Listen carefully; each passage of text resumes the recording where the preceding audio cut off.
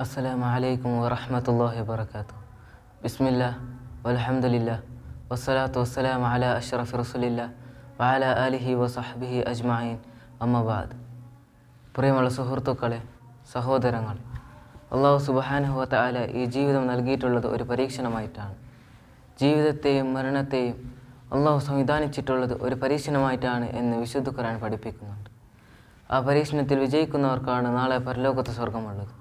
നമ്മുടെ ജീവിതത്തിൽ അനുഭവിക്കുന്ന സുഖങ്ങളും ദുഃഖങ്ങളും രണ്ടും അല്ലാഹു മനുഷ്യർക്ക് സംവിധാനിച്ചിട്ടുള്ളത് അവൻ എന്ത് പ്രവർത്തിക്കുന്നു എന്ന് അറിയുന്നതിന് വേണ്ടിയാണ്.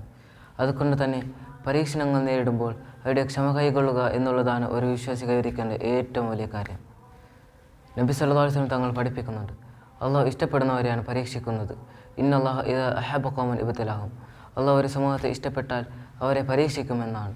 ആ പരീക്ഷണത്തിൽ ക്ഷമ കൈകൊള്ളുകയും അവധാനത കൈവിടാതെ തൃപ്തിയടയുകയും ചെയ്താൽ അവന് അള്ളാഹുവിൻ്റെ തൃപ്തിയുണ്ടെന്ന് നബി കരീം സല്ലല്ലാഹു അലൈഹി വസല്ലം തങ്ങൾ പഠിപ്പിക്കുകയാണ്.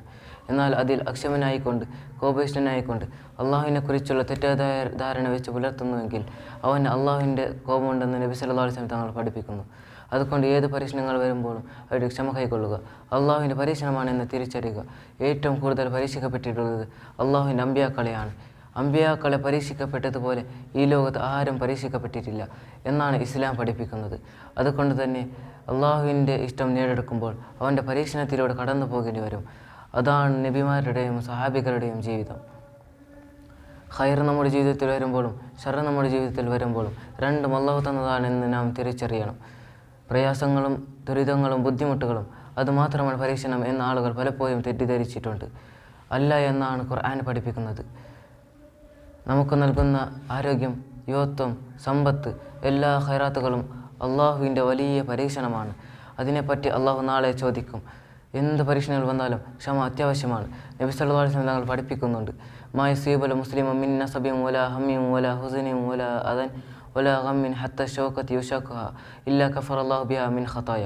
ഒരു വിശ്വാസിയെ സംബന്ധിച്ചിടത്തോളം അവൻ അനുഭവിക്കുന്ന ഏത് പ്രയാസങ്ങളും ക്ഷീണങ്ങളും ബുദ്ധിമുട്ടുകളും മനക്ലേശവും അവൻ്റെ കാലിൽ തറക്കുന്ന ഒരു മുള്ളു പോലും അവൻ്റെ പാപങ്ങൾ പൊറുക്കാൻ ഒരു കാരണമാണ് എന്ന് മുഹമ്മദ് മുസ്തഫ സല്ലല്ലാഹു അലൈഹി വസല്ലം തങ്ങൾ പഠിപ്പിക്കുകയാണ്. അതുകൊണ്ട് റബ്ബിൻ്റെ പാപമോചനം നമുക്ക് ലഭ്യമാകും. ആയതിനാൽ ക്ഷമ കൈകൊണ്ട് നാം മുന്നോട്ട് പോകണം. അള്ളാഹുവിൽ വലിയ പ്രതീക്ഷയും വിശ്വാസവും നന്നാക്കി കൊണ്ടുവരിക. അള്ളാഹു തൗഫീഖ് നൽകുമാറാകട്ടെ.